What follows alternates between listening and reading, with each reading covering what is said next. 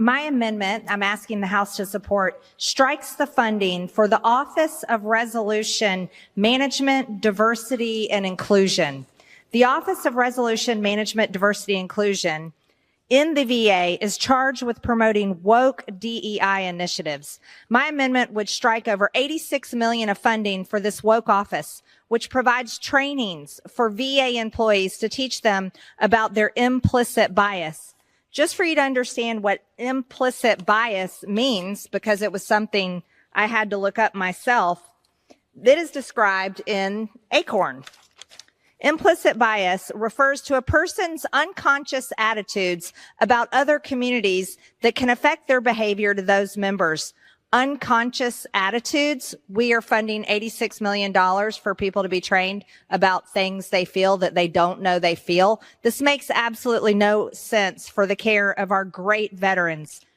Instead of spending millions of tax dollars on woke ideology, we should put that money towards making the VA an agency that actually helps our heroes and our great veterans who served our military and our country and desperately need good care. When I'm at home in my district and I speak to veterans there, that is what I hear them talk about to me constantly, is their care that they want to receive at the VA, but yet they're failed so many times. Sick and injured veterans suffering with PTSD, depression, mental illness, and on the verge of suicide don't care if VA employees serving them have checked their white privilege. They just want to get the treatment that they need. Just for some examples for the House to hear about the type of training that happens in this DEI department that is costing the American tax people $86 million. A few examples are managing gender diversity in the VA, managing implicit bias. Remember, those are feelings you don't know you have. Valuing workforce diversity and workplace inclusion. Participating effective diversity and inclusion in the workplace for managers, supervisors, and team leaders. Understanding micro behaviors in the VA work environment. It's time to put $86 million to taking care of our veterans' health care needs. That's the right place to spend the money. At this time, Mr. Speaker, I reserve. Gentlelady reserves. For what purpose does the gentlewoman from Florida seek recognition? To claim time in opposition to the amendment. Gentlelady is recognized to speak in opposition. Thank you, Mr. Chairman. I rise to claim time in opposition to this discriminatory amendment. VA strives to fairly represent and support the communities that it serves, and all veterans deserve equitable and fair access to the health care and benefits that they have earned. Diversity and inclusion foster a healthy workplace environment and promote equal opportunity through smart outreach, retention, and education. Our veterans, despite the sponsor's denial of a more greatly diverse VA, our veterans increasingly are diverse themselves, and they deserve that. The bill already rejected the budget request to fund the Office of Resolution Management, Diversity, and Inclusion at the levels needed to support the department in 2024, and instead holds the office flat at the same funding level provided in 2023. And now this amendment seeks to eliminate the already inadequate funding in the bill entirely. What is so threatening about the Office of Resolution Management, Diversity, and Inclusion? This office, among many things it does, prevents harassment and discrimination problems. I can't imagine why we wouldn't want to combat that, why we wouldn't want to make sure that everybody is able to come to work or to be treated at the VA in an even-handed and fair way. It heads off costly legal problems for the VA and saves taxpayer money in the long term, which I thought was something that our friends on the other side of the aisle are interested in. I believe the real issue is that our friends on the other side of the aisle don't like the increasing diversity that is occurring in this country. And there's an effort underway as a result across all appropriations bills to excise that word and any policy related to it, to cut anything related to diversity, regardless of the purpose and need of the office. This is an inherently discriminatory, unfair, bigoted amendment, and I urge my colleagues to oppose it, and I reserve the balance of my time. Gentlelady reserves. Gentlelady from Texas recognized. Sorry, from Georgia, I'm sorry. Thank you, Mr. Speaker.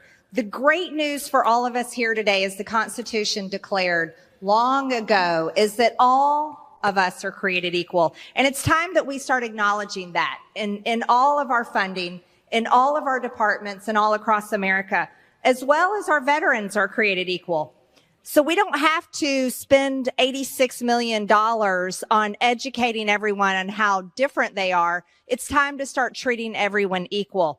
As far as sexual harassment claims, private businesses all over the country are able to handle these without having special diversity, equity, and inclusion departments to handle sexual harassment. That's usually handled in human resources or among managers that can handle the situation. Management has always been a problem in the VA. We do not need to fund $86 million creating a big woke department that is actually already created. We should spend $86 million again towards helping our veterans. Our veterans have enough issues they faced.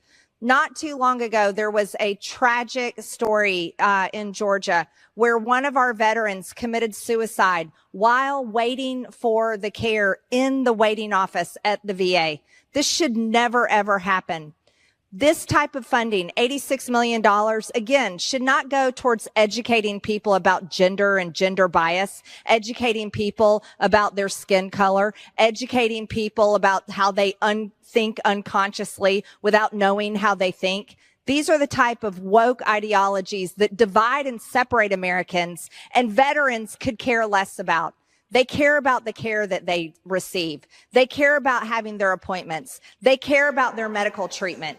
And they care about one another. And one of the things veterans care most about is the fact that they suffer with PTSD from all the foreign wars that they have been sent to and served in. It's time we take better care of our veterans and stop dividing America with identity politics. Mr. Speaker, I reserve. Jolie reserves. Jolie from Florida is recognized. I yield back the balance of our time. I'm sorry. Jolie yields back. Jolie from Georgia. Yes, I'd like to yield 1 minute to Mr. Mass from Florida. Gentleman from Florida is recognized for 30 seconds. You know, I would say this. There's an attempt to divide the military. We see each other as brothers and sisters in arms. I come from the military, and I can tell you this. We don't care in the VA, and we didn't care on the battlefield if the person carrying us on or the person that we're carrying off is black or brown or white. We do have grooming standards, but I would say otherwise we don't care about the length of their hair or other things. The left fundamentally despises, in my opinion, that the military is this last bastion of best man, best woman for the job that exists in our country, and they're doing everything that they can in the VA and in the military alike to insert themselves and create division that otherwise does not exist there. Motion? Well, you know, I wasn't going to talk about the things that I had spoken with Speaker Johnson about, but since they actually got leaked, and I'm wondering, I don't know if they came out of his office or not, yeah, I think I can talk about them.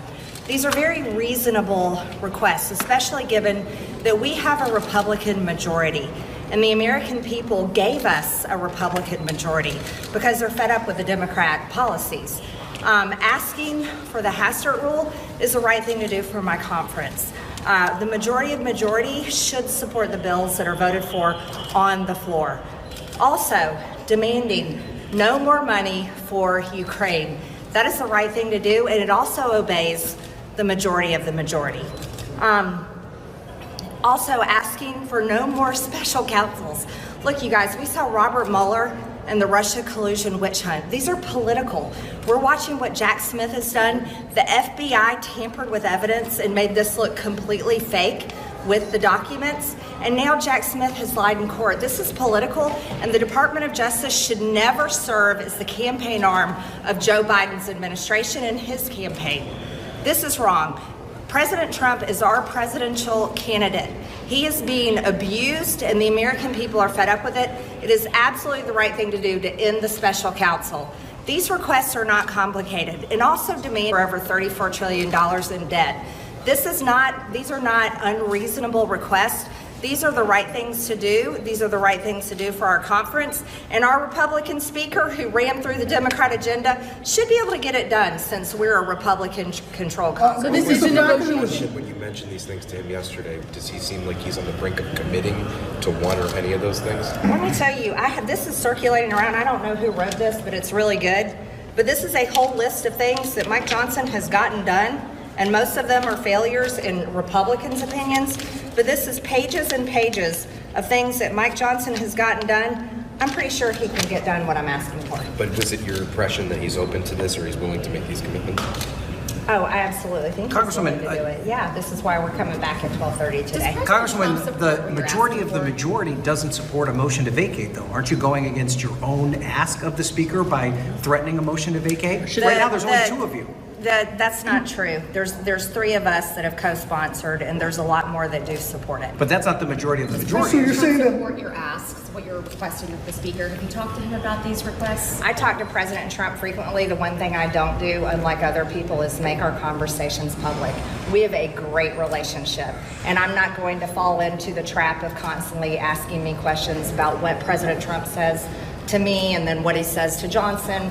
I will tell you, though, that I support President Trump and I fight for him every single day, unlike a lot of people up here. Congressman, let me address his question. Yeah. Hold on, can he answer? Let me address your question. So we're standing up for the majority, which our Speaker has violated time and time again. He did it on FISA warrants. He did it on the minibus. He did it most recently on the Ukraine funding. He has violated a majority of the majority. And then the final thing he did is he went with not a majority of Democrats, every Democrat on the Rules Committee, to move a bill to the floor that a majority of the majority did not support. So we're trying to clean this up for a majority of the majority. Should the Hastert rule apply to the motion to vacate? Is that something you're willing to discuss? I think I just answered your question. Congressman, is the fact that the outlines of your demands leaked, does that at all make it harder to negotiate with Speaker Johnson?